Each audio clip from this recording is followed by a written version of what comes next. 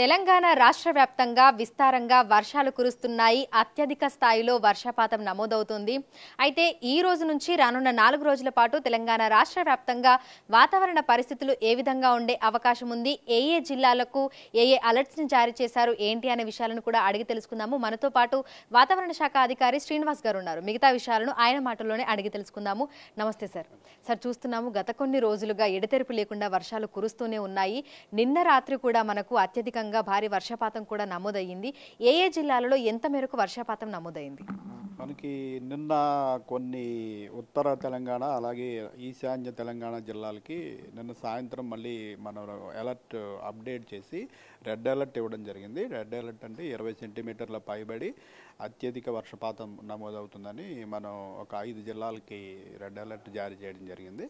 అందుకు తగినట్టుగా ఒక 2 జిల్లాల్లో కుమరం భీము, ములుగు జిల్లాల్లో మనకి కుమరం భీంలో 24 సెంటీమీటర్ల పైబడి, ములుగు జిల్లాలో 21 సెంటీమీటర్ల పైన మనకి అత్యధిక వర్షపాతం రికార్డ్ అవ్వడం జరిగింది.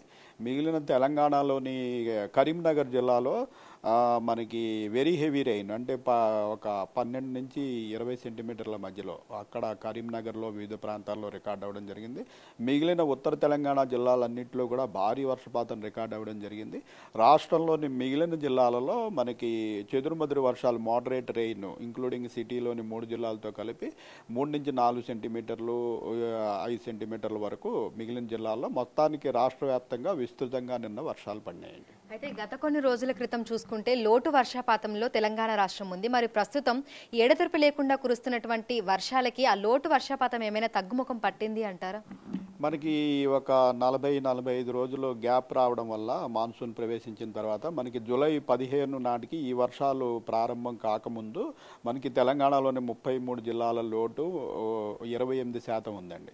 20% ఉంది. కొన్ని జిల్లాల్లో అయితే 50% పైబడి కూడా లోటు ఉందండి. అయితే ఈ 4 రోజుల వర్షాల తర్వాత ఈ రోజు మార్నింగ్కి మన లోటు వచ్చేసి -5%కి వచ్చేసింది.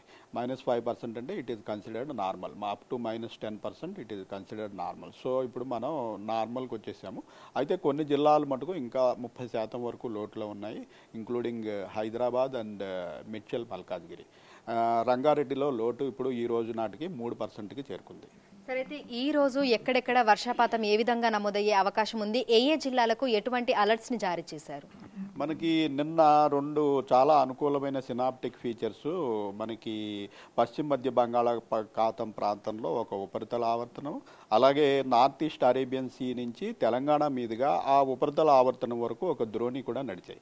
ఈ రెండిటి వల్ల మనకి ఈ 2 చాలా అనుకూలమైన పరిస్థితులు అయినందువల్ల మాన్సూన్ సీజన్లో నిన్న మనకి విస్తృతంగా రెయిన్ఫాల్ పడటం జరిగింది.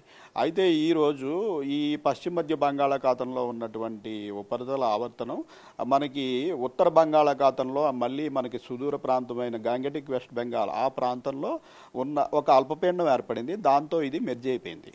అలాగే నిన్న మన మీదుగా సాగిన ద్రోణి కూడా ఈరోజు పొజిషన్ మారి విదర్భ నుంచి ఛత్తీస్గఢ్ మీదుగా ఈ నార్త్ బంగాళాఖాతంలో ఉన్నటువంటి అల్పపీడనం దగ్గరికి కనెక్ట్ అయింది.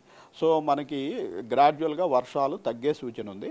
అయినప్పటికీ ఇప్పుడు మనకి విదర్భ, ఛత్తీస్గఢ్ మీదుగా ఈ ద్రోణి పోతుంది కాబట్టి ఈరోజు రేపు ఉత్తర తెలంగాణలోని అలాగే ఈశాన్య తెలంగాణలోని కొన్ని జిల్లాలకి మటుకు మనము ఎల్లో వార్నింగ్ అంటే heavy rainfall up to 7 to 12 centimetres warning ఇవ్వడం జరిగింది.